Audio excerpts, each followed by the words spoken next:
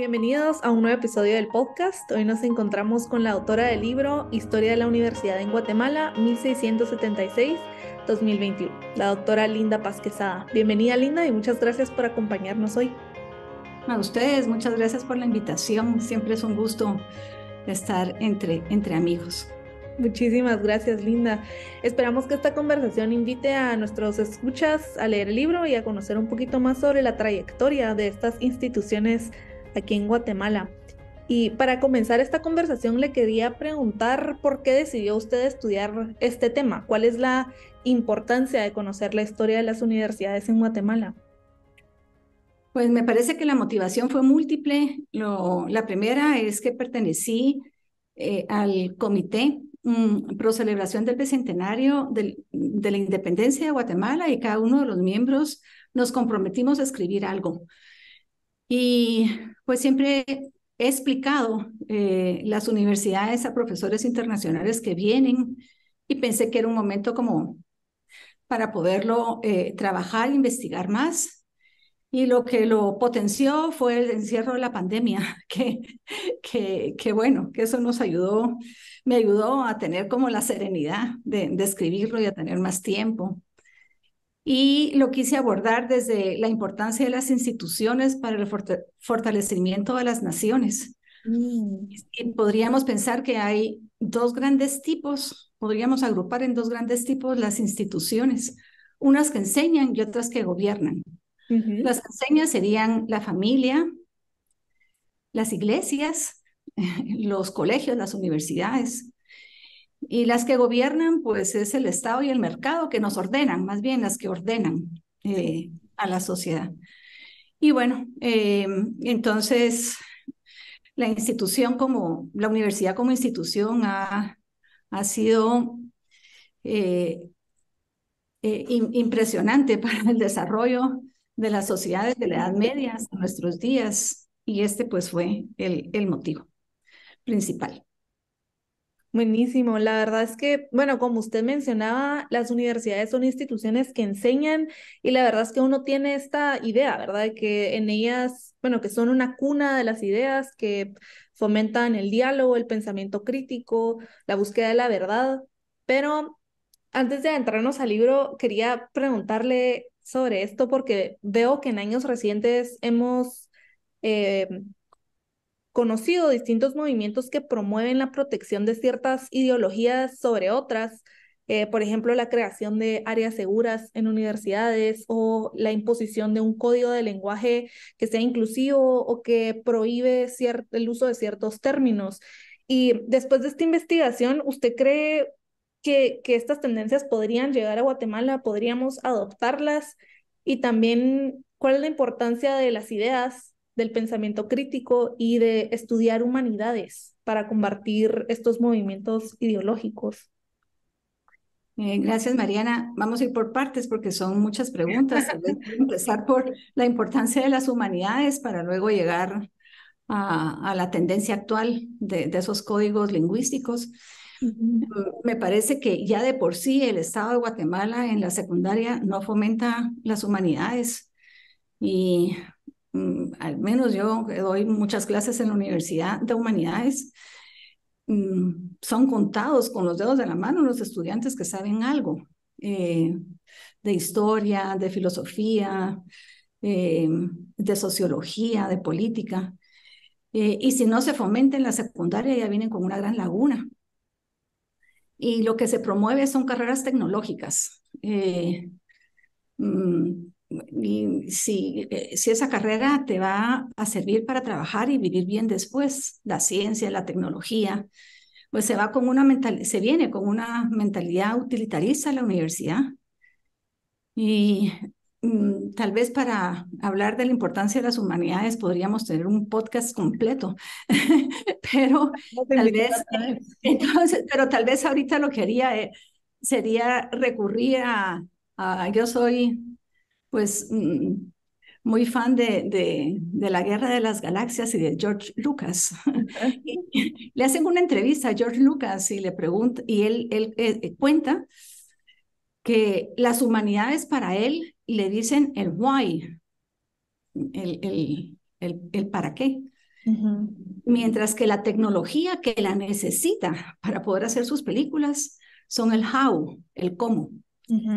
Pero ese cómo está en función del why. Si uno no tiene esas ideas de qué es lo que quiere, qué busca, qué quiere transmitir, porque transmiten valores sus películas y esos valores obviamente necesitan la máxima tecnología, pero, pero la tecnología es un medio y las humanidades sí apuntan al fin.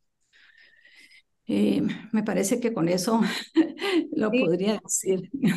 y con respecto a, ¿cree que las Ideologías. tendencias vayan a llegar a Guatemala, que las vayamos a adoptar? Bueno, yo creo que no nos engañemos, esas ideas ya están aquí hace rato. Eh, por ejemplo, en la USAC hay un instituto de estudios universitarios sobre la mujer Ujú, para que la agenda de género esté en absolutamente todas las facultades de alguna manera. ujú. Eh, y por supuesto que aplaudimos que la mujer mejore en Sí, todos los campos, pero no a costa de descuidar o de pelear. No se tiene que hacer peleando, sino que tiene que ser, la mujer es una transmisora de paz y a través de esa visión pacífica puede llegar a mucho, puede llegar a mucho, no hay que pelear para eso. Y sí se utiliza como un lenguaje marxista en el feminismo, que también Flasco en toda Latinoamérica lo promueve y en Guatemala pues está muy fuerte. Y vemos cómo los espacios que hablan de estos lenguajes pues van llegando. Y en las universidades que queremos impulsar otro tipo de línea humanística, pro familia, pro vida, pro derecho natural, pues la tenemos difícil porque nos puede grabar un alumno y llevarnos a derechos humanos. sí, Eh, y, y, bueno, hay que ser valientes si uno realmente quiere transmitir lo que piensa, sin por eso atacar. Lo que en la verdad eh, debe brillar por la luminosidad que transmite. No, no se impone, sino que convence ella sola. Es ujú. una idea de Benedicto XVI y me parece que, bueno, pues vivimos en este mundo. Y el financiamiento que se recibe en algunas universidades del país y centros de pensamiento, pues vienen de quienes promueven este tipo de lenguaje. Y está aquí. Claro. Sí, creo que las universidades tienen una gran responsabilidad para instruir, ¿verdad? Encaminar a las juventudes y a todos los profesionales, como usted dice, no se trata solo de formarlos en carreras técnicas, ¿verdad? Sino de enseñarles un poco más sobre el sentido de la vida y por qué estamos aquí, ¿verdad? Que no solo es como que venimos a trabajar, ¿verdad? Por Para, trabajar. ajá, justamente, El trabajo es un medio, no un fin. exactamente.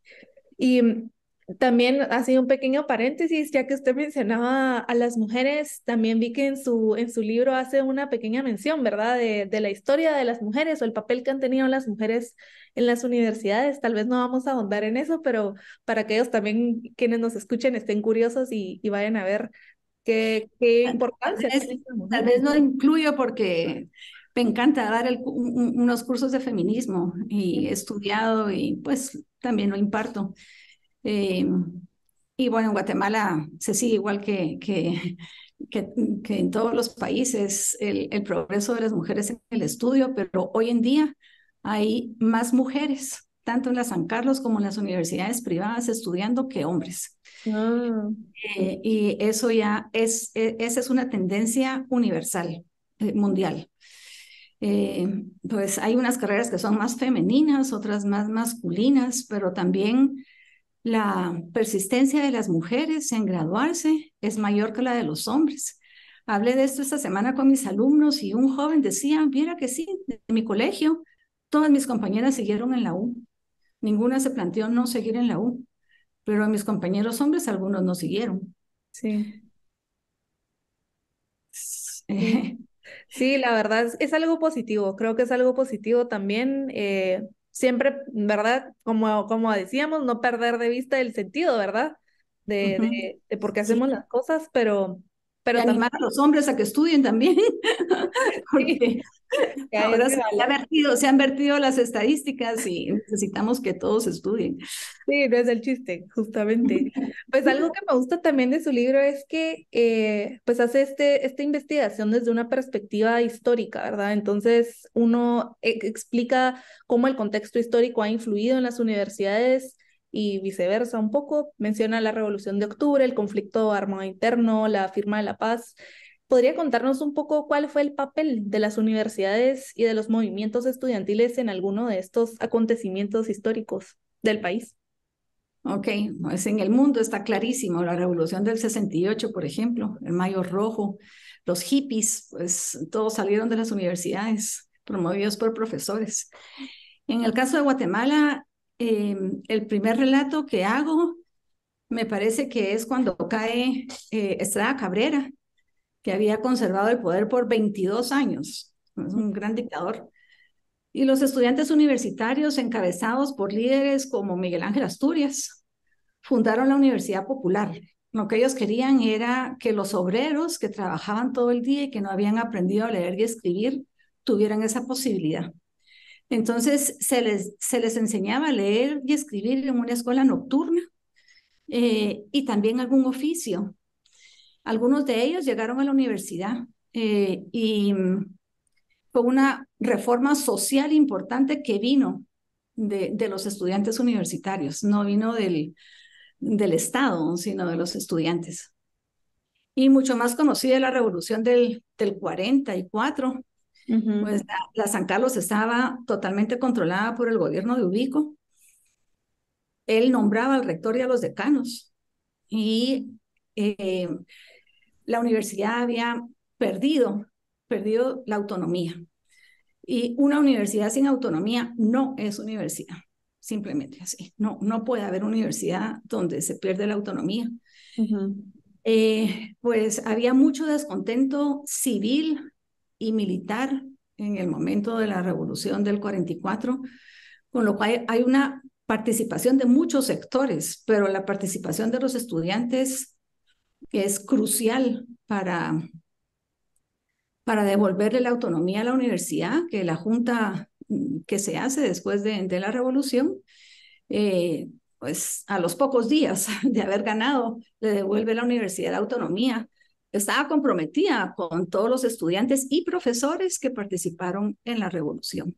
Ujú, Y lo que la historia nos enseña, porque ahorita la USAC está viviendo el mismo calvario. Los ujú, estudiantes no permiten que se inicien clases, quieren de vuelta la autonomía que se les está yendo de las manos. Eh, en el libro, antes de que esto pasara, le dedico un espacio a la importancia de la autonomía, ujú, pero preservar la autonomía de la Universidad de San Carlos en este momento se ve difícil. Por un lado, uno piensa qué mal que los estudiantes estén online todavía. Los de medicina no han ido a un laboratorio, todos son simuladores y así podemos hablar de ingeniería, pues todas las carreras técnicas que necesitan tantos laboratorios. Pero por el otro lado, eh, uno quiere aplaudir la resistencia de los estudiantes que quieren de vuelta su autonomía. sí, sí, sí. Es un tema muy difícil porque se une con la corrupción que ven que invade su alma mater. Es mucho dinero que se juega ahí. Eh, el monto aprobado hace un año para la universidad fue de 1.919 millones A la gran. y tienen un déficit de 198 millones. O sea, el dinero que se mueve en la universidad es como para querer ser rector, querer ser decano, pues, o sea, que eso es como muy difícil. Y bueno, otro movimiento que participaron los estudiantes, participó toda la ciudadanía, pero fue muy bonito cuando fueron las manifestaciones para que Valdetti renunciara en el 2015. Ujú, Ordinariamente entre las universidades hay un poco de pugna. Estoy en la mejor, tú la peor, no sé, como que ha habido como, Estereotipos. bueno, sí, sí, el equipo de fútbol, de lo que sea, pero Sí. como que hay roces entre universidades, pero esa vez marcharon todos los universitarios juntos. Y entonces uno veía la San Carlos, la Landívar, la Marroquín, la UNIS, todos iban con su banderita, con su pancarta, ¿verdad? Que venían de, pero iban juntos. Los unió, su responsabilidad de ciudadanos. Y eso pues me parece que fue muy bonito. Sí, sí. Y mire, Linda, antes de esos movimientos estudiantiles en el 2015, ¿cree que, que estuvo un poco dormida quizá la participación estudiantil en el siglo XXI? O sea, a partir del 2000, ¿cree que fue menor la participación? ¿O qué No, descubrió a no, través de la a mí me investigación? parece que la participación estudiantil, al menos de la San Carlos, ha sido siempre muy activa. Ujú, Pues, pues de ahí salieron las mentes más brillantes que se fueron a la guerrilla y que movilizaron todo ese pensamiento. Y luego, pues la famosa marcha de Dolores, de la huelga de Dolores, que han sido capaces de decirle al Estado, me parece que con un modo poco universitario, porque es muy bajo, ujú, pero sí tienen sí han tenido la fuerza para decir, vamos a reclamar lo que no nos parece de lo que está haciendo el gobierno y la sociedad. ujú. Eh, pues últimamente se ha convertido más en vandalismo, lo cual está muy mal. Pero a mí me preocupa más que ahora me parece que los oímos menos, como que están algo silenciados, aparte de que no se pueden dar clases. Sí. Yo no sé si tú que estás en los medios de comunicación, pero yo personalmente no los oigo tanto y pienso que deberían de estar haciendo todavía más revuelta, aunque sí hicieron al principio de la toma del actual rector. Sí, creo que han estado yo también un poco más silenciosos. La verdad es que sí llama la atención. No sé si hay miedo, no sé si, Sí. eh, no sé qué hay detrás. Yo creo que es un tema a profundizar, Sí. pero, pero bueno. Sí, también es importante estar atentos, ¿verdad? Para ver qué significa este silencio, como usted dice. Hay otro tema que me llama la atención y es, se ha buscado poco a poco sacar, no sé, no solo del Estado, ¿verdad? Del gobierno, sino también de las instituciones académicas, el papel de la iglesia, la tradición cristiana. eh, Nuestro país es cristiano, tenemos una larguísima tradición cristiana, sin embargo, creo que sí se ha intentado sacarla, ¿verdad? Y le quería preguntar cuál ha sido el papel de la iglesia y de las religiones cristianas en las universidades en el país y si todavía tiene incidencia. Ok, pues vamos a ver, es gracias a la iglesia que iniciaron las universidades. Cuando se funda la Universidad de San Carlos, es la reina Isabel la católica, la niña de sus ojos es Salamanca, con Ujú, lo cual uno puede ver en el acta de autorización del inicio de la universidad en Guatemala, se pide que se copie la de Salamanca como lo ha hecho México y Perú. Y me parece que lo que se hizo en Guatemala fue ir a buscar la de México y hacer pues una copia, básicamente. Y vienen profesores internacionales y aunque pareciera que no, la universidad tiene una gran autonomía del Estado. ujú, Entonces ellos mismos tienen un rector religioso, por decirlo así, y al ujú, siguiente hay un rector civil para que vengan nuevas ideas, se ventile la universidad, no se hagan las cosas siempre igual. ujú. Eh, y, y hay unas leyes, en las leyes de Indias está previsto que el gobernador no tiene nada que hacer en la universidad, como que se custodia la autonomía. Empezar una universidad era un asunto muy serio, porque también explicaba, transmitía la autoridad del imperio. Y en el momento en que nacen las universidades en México, en Perú, en Guatemala y otros lugares, el imperio más importante es el español. Y tenían que tener muy buenas universidades. Y bueno, me parece que bueno, la universidad inicial en Guatemala lo que forman son médicos, abogados, filósofos, teólogos. Unos sirven al Estado, los abogados, por decirlo así. Ujú. Los médicos sirven a la ciudadanía y los teólogos sirven a la iglesia para poder transmitir el cristianismo. Y hasta la independencia, pues la universidad fue real y pontificia. Con la independencia pasa a ser nacional y laica y prácticamente desaparece al principio de la independencia porque los universitarios eran leales al Papa y Ujú. la Revolución Francesa no quería ser leal al Papa, Claro. quería que desapareciera la universidad, apagar la universidad. Y bueno, ya yendo más adelante, después del derrocamiento de Jacobo Arbenz Guzmán,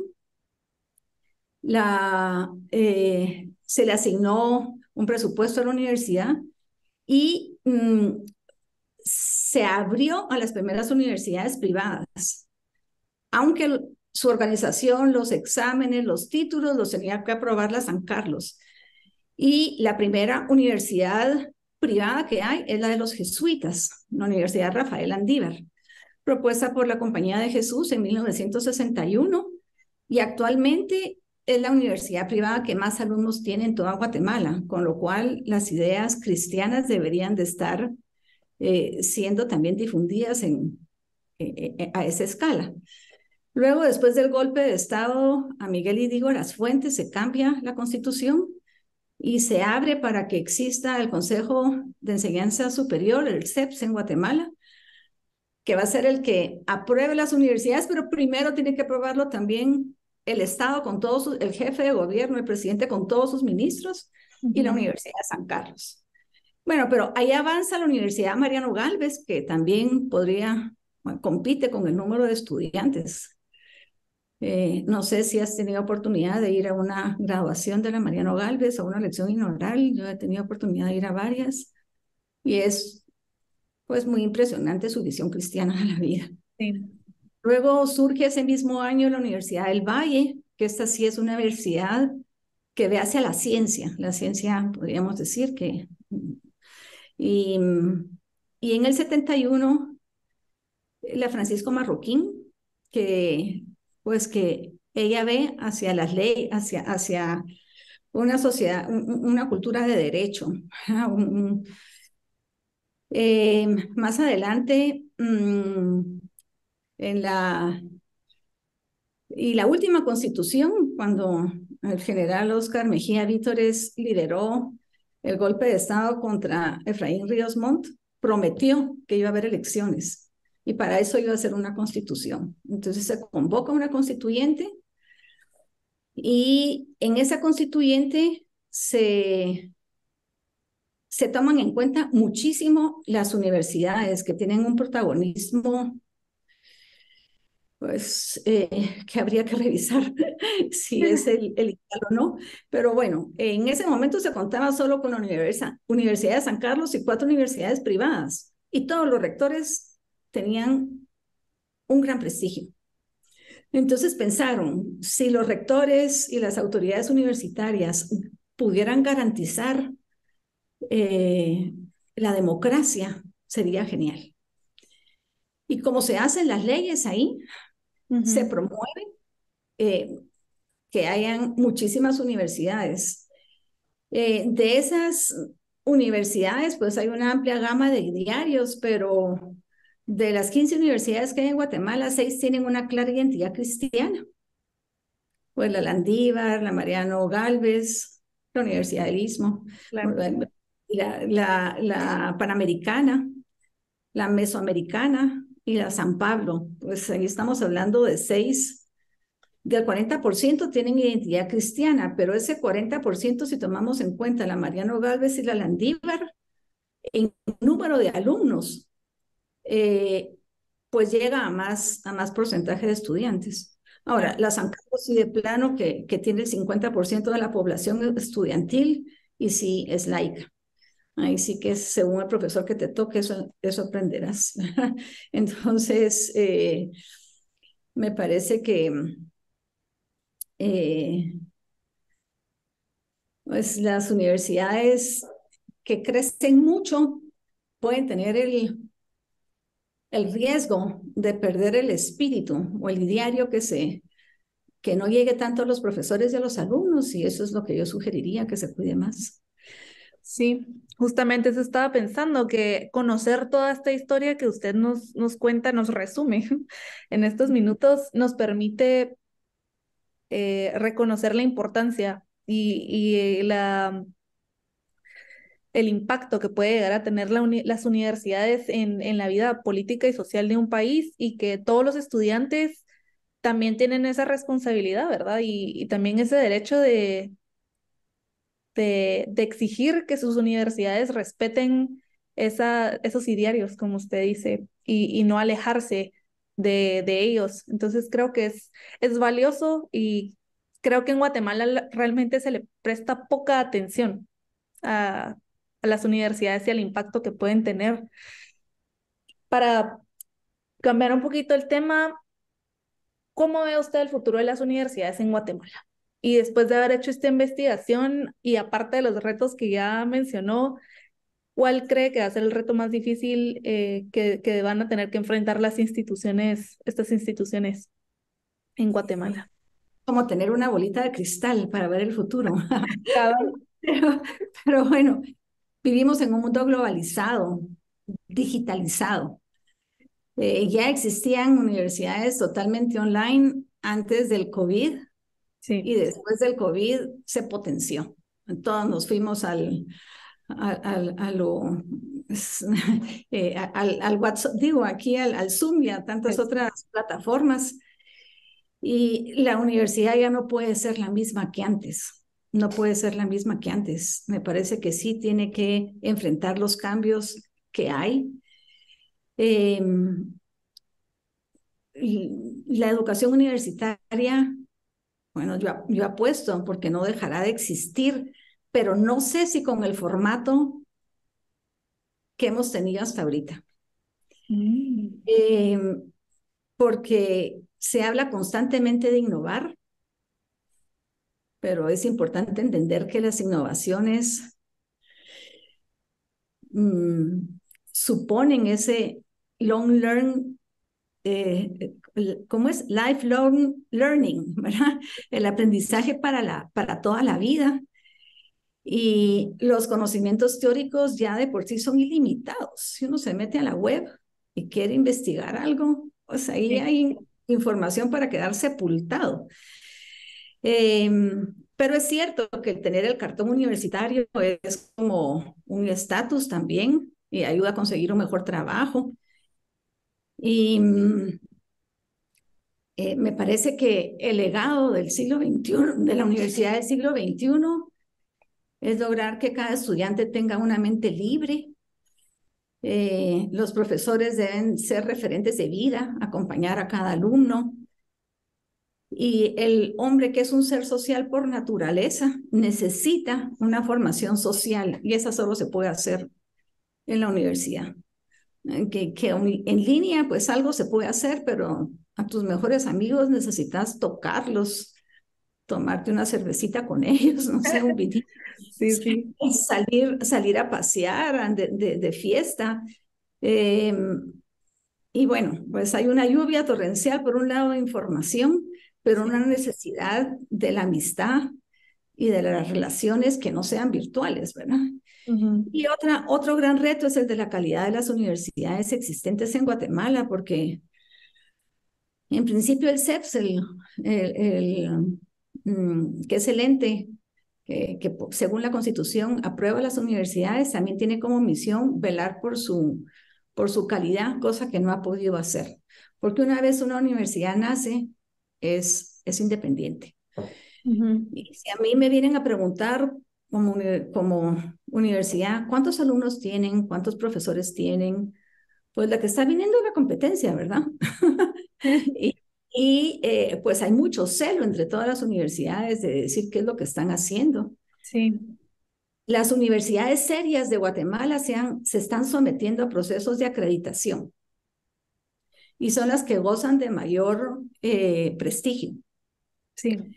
Pero esas acreditaciones las estamos haciendo internacionales porque no queremos contarle adentro lo que estamos haciendo, pero queremos que, pues no sé, sea una agencia acreditadora centroamericana o una de Estados Unidos o una europea la que venga a decir, ay, sí, lo que esta universidad está haciendo está cumpliendo con lo que promete, tiene buena calidad. Ahora, las universidades que han nacido con, hay muchas universidades en Guatemala que no tienen la calidad. Y otro reto durísimo es el reto de la politización de las universidades, Sí. porque como dijimos, con la Constitución del 85 surgen varios mandatos que involucran a las universidades en la participación de la elección de autoridades. La San Carlos, por su parte, tiene iniciativa de ley ante el Congreso, forma parte de la Comisión de la Emisión de Moneda y la formulación de las políticas monetarias. Y es uno de los 5 magistrados de la Corte de Constitucionalidad, es nombrado por la San Carlos. Y todas las universidades, el resto de universidades, participan en la Comisión de Postulación del Contralor General de Cuentas de la Nación. Pues en un principio eran 5 universidades, ahora son 15 universidades. Entonces,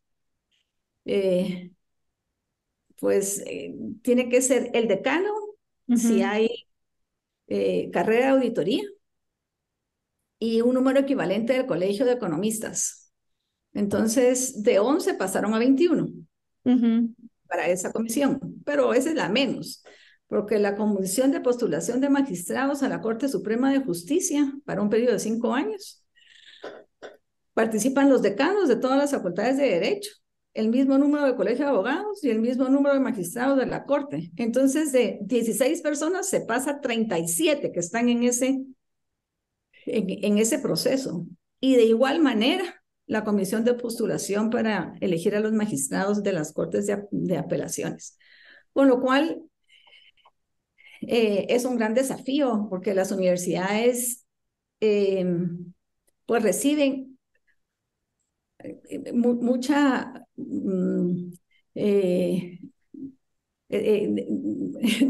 ese momento de la elección, como se están manejando muchos intereses, pues pueden recibir la presión, pueden recibir mucha presión.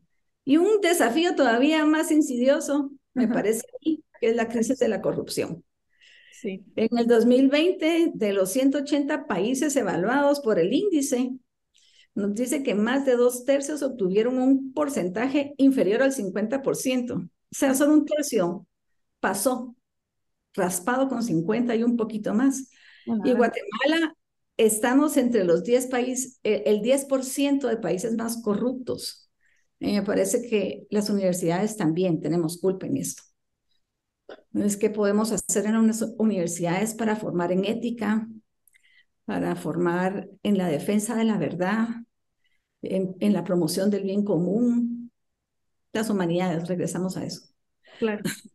Y la verdad es que a nosotros en el instituto también nos interesa encontrar soluciones a estos desafíos porque finalmente nosotros trabajamos, ¿verdad? Con las ideas, en el mundo académico y creemos que hay un gran valor en ellas, que una idea puede cambiar el mundo. Entonces es importante prestarle atención a estos desafíos e intentar solucionarlos. Linda, nos queda poco tiempo, pero quería preguntarle para ir cerrando, primero, ¿cuál fue el aprendizaje más valioso que obtuvo de esta investigación y cuál fue el obstáculo más grande al que se enfrentó al momento de hacerla y escribir su libro? La primera pregunta era el desafío. La No, primera es, ¿cuál es lo más valioso más el valioso. aprendizaje más Bueno, valioso? la verdad es que la historia siempre es valiosa y le enseña a uno muchas cosas que no sabía. Y uno, por la leyenda negra de la iglesia que hay en nuestros países, piensa que la universidad en época de la colonia, pues que era medieval y que podía ser como pues resulta que la historia dice que era más transparente, había más autonomía, como había un verdadero ambiente. La Universidad de Guatemala, de San Carlos de Guatemala, fue la única universidad del Reino de Guatemala. Y vinieron a estudiar de toda Centroamérica, que era el reino, ¿verdad? Chiapas, Tabasco y del Salvador a Costa Rica. Entonces, los primeros abogados, historiadores, teólogos, médicos se formaron aquí. Si no fueron a España, se formaron aquí en Guatemala. Sí. Y entonces, me parece pues honrado darle su espacio a esa universidad. Y luego, pues el gran trabajo que se tiene que hacer para cuando uno ve que la formación universitaria se ha convertido en una fábrica de profesionales técnicos. Y uno quisiera que la universidad fuera, pues, un ambiente en donde se formen personas que piensan. El técnico aplica la técnica y funciona. La matemática, la química, pero en cambio la gente no está acostumbrada a pensar. Y bueno, pues me parece que eso es importante. Y tal vez el grandes obstáculos que había que trabajar. Entonces uno, aunque estaba el COVID, había que sacar otras muchas cosas a la vez. Claro. Entonces se me iba retrasando. Y también otro obstáculo para concluir un libro es el afán de saber más, porque Sí. la investigación puede seguir y seguir y seguir. Y al final uno nunca termina y tiene que decir, no, ya está aquí. Ya habrá una segunda, tercera, cuarta edición si lo quiere uno mejorar o que alguien lo tome sobre ese libro, poder ampliar el conocimiento. Y me parece que es el único libro que hay en Guatemala que explica todo el sistema universitario nacional actual. Universidades privadas, públicas, solo hay una, ¿verdad? Pero las universidades privadas, cosas que, mientras que hay muchos libros de historia de la Universidad de San Carlos súper interesantes. Tal vez hay algún folleto que recuerda los primeros años de alguna universidad privada, como encontré de la Landívar y de la Marroquín, pero son breves y hay poca información sobre las otras universidades que hay que rastrear más esa información. Pero creo que si se quiere hacer una persona bueno, y la otra cosa es que a lo largo de mi vida académica he atendido a muchos profesores y autoridades universitarias y había que explicarlo todo, lo que uno había vivido, desde fundar una universidad hasta tener relación con otras universidades y no estaba escrito en ningún lado. Y bueno, pues seguramente, me parece a mí, yo no encontré nada así escrito en ningún lado. Entonces, para un profesor extranjero, para explicar que no dependemos de un ministerio de educación, como casi el gran porcentaje de todos los países dependen del ministerio de educación. ¿Y por qué? Explicar pues muchas cosas que pasan en la educación universitaria en Guatemala, pues se puede encontrar en este libro.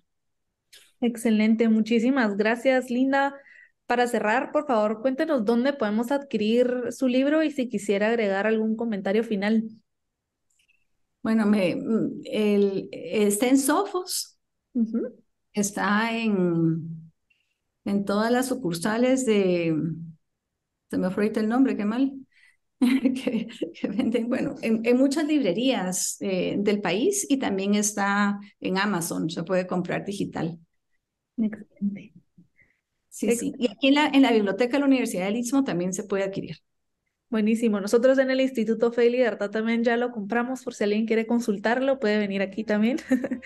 Muchísimas gracias, Linda, por habernos acompañado en este episodio y por habernos compartido sobre su libro y sobre la importancia de las universidades para el ámbito social, político y obviamente educativo. Muchísimas gracias por acompañarnos. A ustedes por la invitación. Y también muchísimas gracias a quienes nos escuchan. Para más información sobre el Instituto Fe y Libertad, pueden ingresar a feylibertad.org y seguirnos en nuestras redes sociales. Suscríbanse a nuestro podcast y no se pierdan ninguno de nuestros episodios. Muchas gracias y hasta la próxima.